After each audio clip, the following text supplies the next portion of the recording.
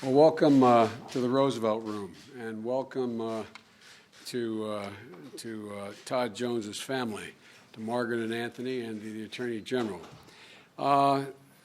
With the ceremonial swearing in today, we're finally putting the ATF fully back in business.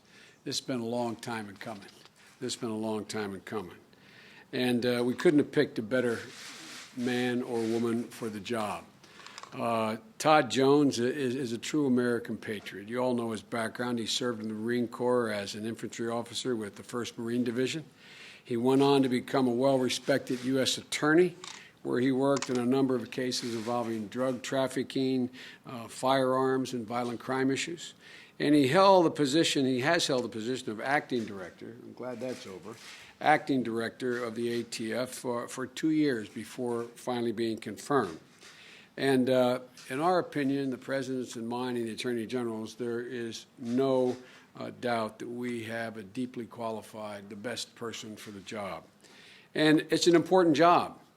ATF is the key agency enforcing our gun laws, and they need a permanent director in order to do that and to do the job to the best of their ability. They've got a great staff, a great outfit over there, but they've been, in my view, over the last period of time, been marginalized or attempted to be marginalized by the process, but no longer. The other point I want to make is the President and I are going to continue to do work with the Congress to continue to strengthen gun safety laws in this country. But in the meantime, the President's going to continue to do everything we can within our executive authority to try to reduce gun violence in America. And today I want to announce we're taking 2 important steps that will be enforced by Todd and ATF. And the first one is that current law, as you all know, places special restrictions on the most dangerous of weapons, such as machine guns and short-barreled shotguns. And right now, in order to purchase or own one of those weapons, the weapon has to be registered in order to lawfully possess the weapon, and the prospective buyer, the owner of that weapon, must undergo fingerprint-based background checks. But there has evolved a problem in the recent past. Felons, domestic abusers, and others legally, constitutionally prohibited from owning guns, can have found an easy way to evade the required background checks and gain access to these weapons. And all they have to do is register the weapon to a trust or to a corporation. It's a very artful dodge to get around people who are not capable constitutionally, legally, of owning weapons to be able to gain access. Last year alone, there were 39,000 requests for transfers of these restricted firearms to trust or to corporations. So ATF is using a regulation, will be using a regulation to close that loophole. The proposed rule requires people associated with these kinds of trusts or corporations to go through the same background check that individuals have to do. Will end this means by which to get these weapons, these most dangerous weapons, to people who are not, under the law, allowed to own them. It's simple, it's straightforward, it's common sense. It's going to help ensure that machine guns and other particularly dangerous weapons don't end up in the hands of those who, as a matter of law, are not entitled to own them. The second action we're taking is to prevent military-grade firearms from being re-imported back in the United States. As all of you know, we sell military-grade firearms, to our allies, around the world. And those firearms are not able to be imported back into the United States without U.S. government approval. We say, look, we're going to sell you these firearms, or give you these firearms, military firearms, and if you decide to upgrade later, you cannot take these firearms and send them back to the United States. You have to get permission from us what you are going to do with them.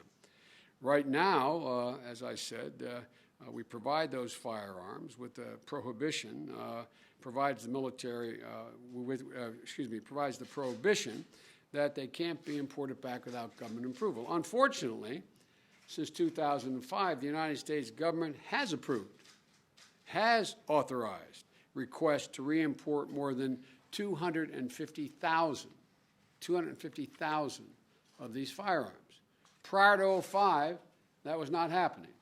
Well, we're announcing a new policy today denying requests to bring military-grade firearms back to the United States to private entities. We're ending the practice of allowing countries to send back to the United States these military weapons to private entities, period. The new policy is going to help keep military-grade firearms off our streets, and again, it's a simple, common-sense way to try to reduce gun violence in America. Of course, as the President and I have said many times, the best way to reduce gun violence in America is for Congress to act on the common-sense proposals we put forward, like expanding background checks and making gun trafficking a federal crime. And I want you to know that the President and I remain committed to getting these things done.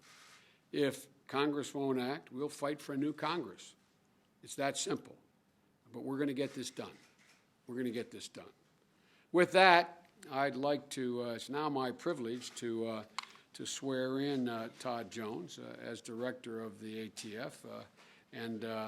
What I'm going to do is invite Margaret to come up. I guess you're going to hold the Bible, Margaret. Todd, there you go. And your son, why don't you come and stand in this picture, because this is a family affair here. If you put your left hand in the Bible and raise your right hand, I'm going to read through the oath and then seek your affirmation. But I'm going to ask you to say aye and state your name.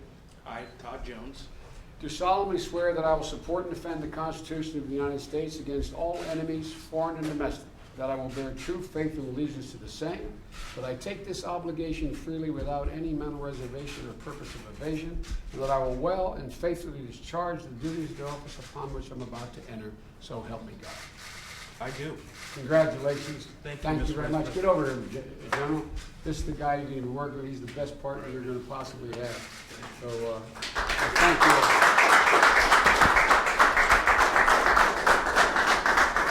The floor is yours. Well, as a trial lawyer, I'll be brief. That's always something to watch out for. That's like saying a senator, I'll be brief. It is a great honor and a privilege to be formally leading one of the finest law enforcement organizations in the Department of Justice and federal government, the Bureau of Alcohol, Tobacco, Firearms, and Explosives. I've got my team here. I've had a chance to work as the acting director with some fine individuals all around the country at ATF over the last 2 years in an acting capacity, and I very much look forward to us taking it to the next level to protect the American public, to do our best, working with our state, federal, and local colleagues to keep the communities around the country safe from violent gun crime. So thank you, Mr. Vice President. I'm very thankful to the President for this nomination and to the United States Senate for finally confirming a director. Thank you. Thank you all very, very much. Appreciate it.